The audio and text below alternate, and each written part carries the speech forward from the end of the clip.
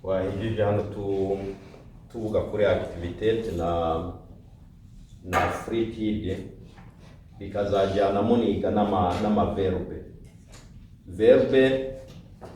Verbe ni mu Kinyarwanda ni bivuga mu Kinyarwanda bivuga ngo iki? Verbe. Inshinga, sibyo? Inshinga bivuga ko verbe ni umutima, inshinga ni umutima w'interuro. Interuro ni amagambo ari hamwe asobanura ikintu, sibyo? Tuvuge nk'ubu Muna atanze urugero ngo yai mat. Okay? Yai mat. Uzi ko yai ni ijambo rigaragaza uwo uriwe, njyewe, ibiryo. Urumva ko haba mu Kinyarwanda haba mu ruhe rurimi ni ijambo ntacyo bivuze, ntabwo bisobanutse icyo bishatse kuvuga. None kugira ngo iri jambo risobanuke hagomba kujyamo inshinga.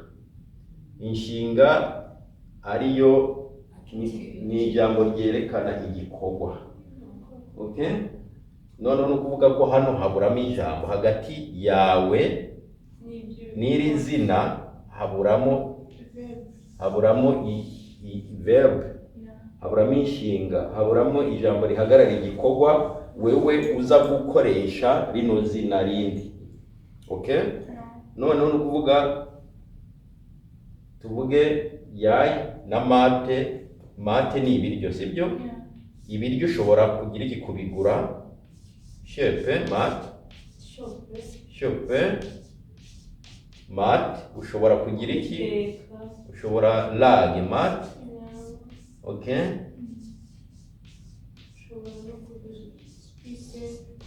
Lage mate ni uguteka ibiryo. Ushobora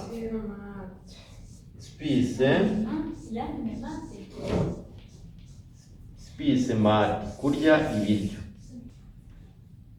Inshinga kuri urugero chope mate, lage mate, spise mate. Ubundi runo ni ururimi rw'abana, ni bana sproke. Iyo mwana gitangira kuvuga ni havuga mama yai mate. Yai mate nshaka kuri umwana ukamenya kuko amagambo ntabwo abaraba menshi, ku buryo nkuko nabibabwiye namwe kwiga ururimi ntimugatinye kuvuga ururimi rw'abana.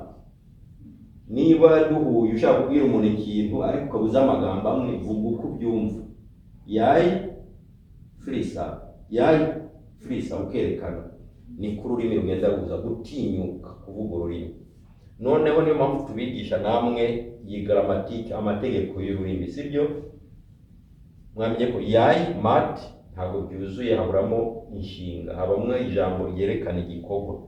Noneho bijyanye na mate, ibiryo ushobora kubikoresha igikorwa n'iki wakora ku bijyanye n'ibiryo. Ushobora kugura ibiryo, ushobora guteka ibiryo, ushobora kurya ibiryo, ushobora kubijugunya. Okay, so hari inshinga nyinshi, sibyo? Noneho inshinga nazo zisaba ko umuntu azisesengura bijyanye n'ibihe. Igihe ubu ngubu aricyo bita noted, hakaba igihe cyashize aricyo bita forted, n'igihe kizaza bita franked, sibyo? Kuzisesengura. Kuzisesengura nibyo bita conjugate mu Cyongereza. Ariko mu Kinoshwe babyita beye. Mu Kinoshwe babyita preteritum. ngomba kubanza kubireba kugira ntavuga amakosa, ariko ubundi uko nabivuze niko biri. Preteritum, okay? Mu gihe cyashize preteritum, kino gihe bakita present, okay? Nkuko mu cyongereza bavuga present, ariko mu kinoshiti bavuga presence, okay? Mu gihe kizaza bavuga oshepe, umuntu oshepe mate. None uvuga ubu ngubu ugiye kugura ibiryo, ubigira ute? Verbe idasesenguye buri gihe infinitive. Infinitive ibanzwa na o. Sono oshepe, okay? Hano ni yai shepe, ni verbe oshepe, ni verbe tugiye gusesengura. None ni yai shepe. Ukuntu ugomba gutekereza kugira wiga ururimi ni ukumenya ko verbe zose zihezwa na, hari verbe ukuyemo ovare, oha. Ovare, oha ni verbe nta mategeko zigira, zirahinduka nkuko nabibabwiye ejo. Ugomba kuzifata mu mutwe. Ariko andi maverbe ahezwa na ni nyajwi consonante, ihezwa na a, ni nyajwi. Ugomba kumenya ko mu gihe muri presence, muri kino gihe wongeraho gusa, wongeraho gutya, okay? Oshepe ni shepe, sibyo? There's on shepe, ugahita wongeraho r, sibyo? Izi bazita person pronoun. Izi ni utujambo tugaragaza uri gukora igikorwa. Uzuri yai, utu nkuko nababwiye ugomba kutumenya, nkuko umuntu avuga dawe uri mu ijuru yari umukatolika, sibyo? Ugakomeza. Hanyuma hano verbe zihezwa ni nyajwi, tere mu gihe cyaheze kuyigira wongeraho dwe yai shepte. Urabona ko ikintu wakoze wongeyeho, washizemo te hagati y'intuzi, hagati y'inyajwi n'iri jambo riheza wongeyemo gusa te gutya, sibyo? Tuvuge ukurikije iyo tegeko nk'ingi wayivuga mwiki yai spiste, okay? Iyo ni amayeri, ni tips yo kwiga ururimi utiriwe stress. Ukaba ubizi ugiye gukoresha nk'ijambo ugahita umenya mu gihe cyaheze ndacomekamo te gusa, ukaba wagiye utiriwe wicara gufate ikabivuye. Ni amategeko y'ururimi, ni amahame y'amategeko y'ururimi, gramatike umuntu ugomba kwiga ukabimenya. Nariye inkoko ejo, ugahita yayispiste, aho kuvuga ngo yayispiste. Iyo tuje tukaza muri fragmentide, mu gihe kizaza ninde umuntu yibuka? Yerpe verbe, sibyo? Kumenya ko ayandi maverbe yose akenera ni ugufata nkavuga ati umutsima ntabwo wawurumanga wonyine, ubwo imera agasozi.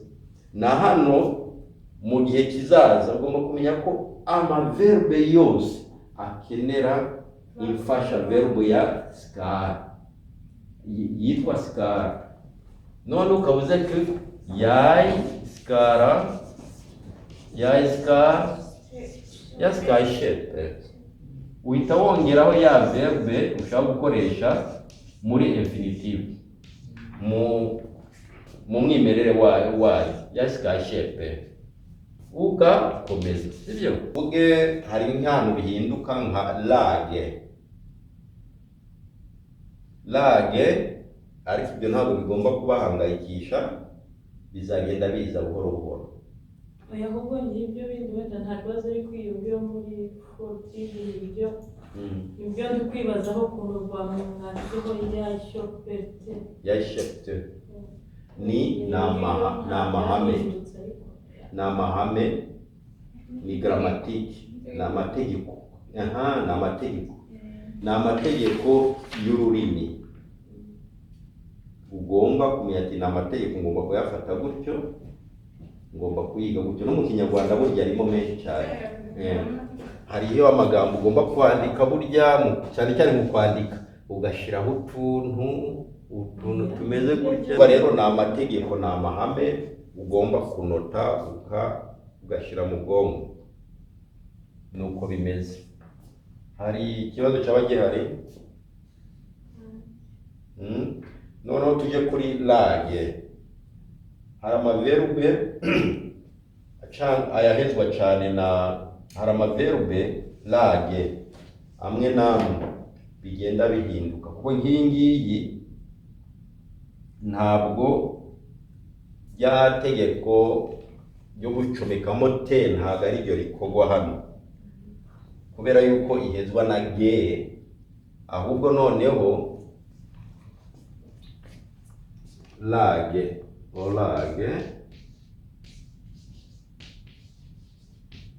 noneho bihita biba mu gihe cyaheze uhita ucomekamo de. Ariko urumva ni ibintu, ni amategeko umuntu agenda abyiga, bigenda biza gutyo ugasanga byabaye umwe nawe. Gusa ni ukubyandika ahantu ukaba ubizi ati verbe zifite ge mbere y'iyi nani ya e, umuntu acomekamo de, ntabwo acomekamo te. Uretse yuko ikintu ushaka kubabwira ngo mushire ubwoba, nta kuvuga ngo ukoze ikosa ngo ibiki. Niyo wavuga ngo yayirate ukabwira umuntu kuvuga, ariko kwandika biba bibaye amakosa akomeye. Ariko turi kuvugana ukavuga ngo yayirate mati goro, banumva ko ari ushatse kuvuga kandi watekereje gramatike, gusa ni akantu kagucomotse, sibyo? Rero ntimukagire ngo mutinye kuvuga. Ariko iyo bije mu bintu byo kwandika burya ni nk'ikira, ni nk'isasu, ni iki n'umuntu. Kwandika umuntu areba ibyo wanditse, kuvuga ugomba kuvuga ubundi nta makosa abaho. Icyangwa no kuba icyo ushaka kuvuga wakivuze, n'uwo ukibwira yumvise. Noneho buhoro buhoro bigenda biza buhoro buhoro. Nka hano ni ukuvuga ko duhita tuvuga yaye, tuvuga wiki yayilagde,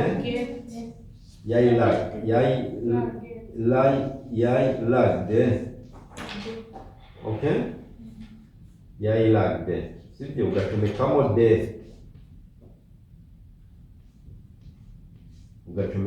de, okay, none ugakomeza.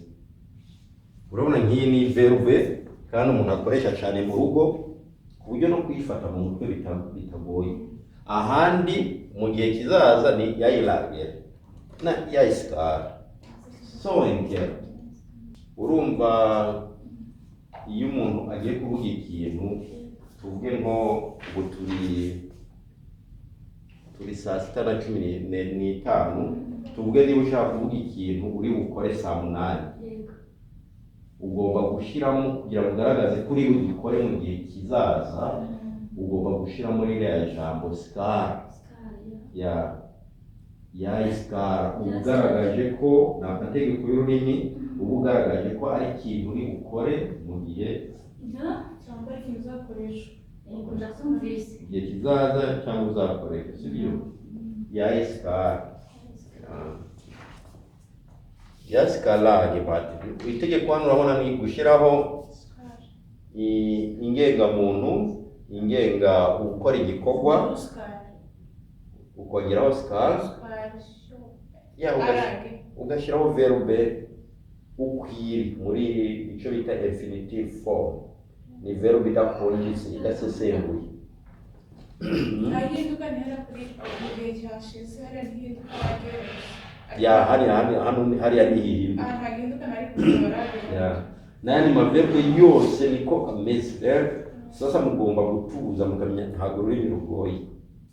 Ni ukumenya udutegeko gusa duke kandi mufite umwanya uhagije wo kubyiga, sibyo? Hari inshinga zimwe ari nkaho ari fondasiyo muri buri rurimi.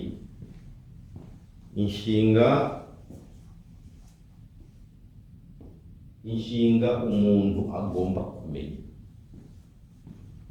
kumenya. Niba uvuga ati ngiye kwiga ururimi, izo nshinga ugomba kuzimenya, kuzifata zikaba umwe nawe, kuko izo nshinga utazizi nkuko nabivuze, ushatse wakwigumira he? Ushatse wakwigumira mu rugo. Twazivuzeho, ninde yaba yibuka izo nshinga?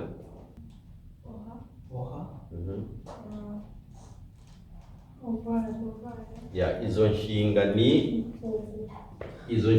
ni ovare,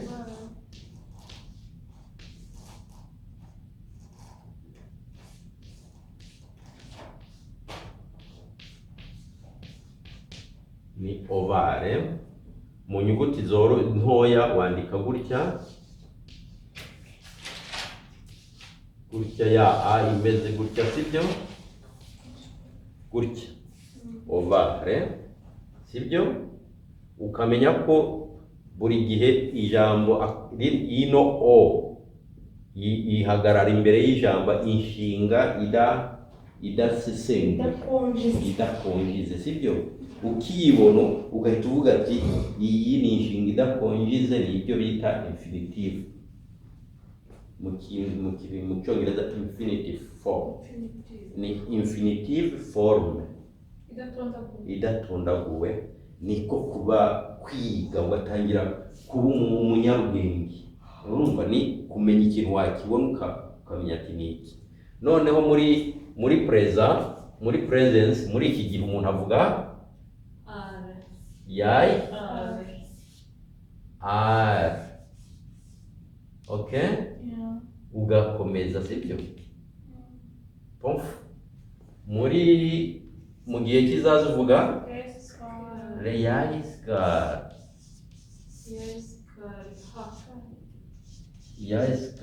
Ni verbe gusa, ovare turi gukonjiga ni yayiskar.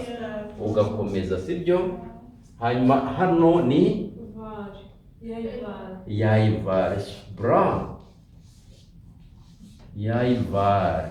Ikesana ukamenya ko iyi ni inshinga ugomba kumenya. Inshinga ugomba kumenya nk'uko umukatolika amenya iki? Dawe uri mu ijuru cyangwa ishapule. Urumva? Ubu rero urumva ni izo nshinga ukaba ubizi gutyo, sibyo?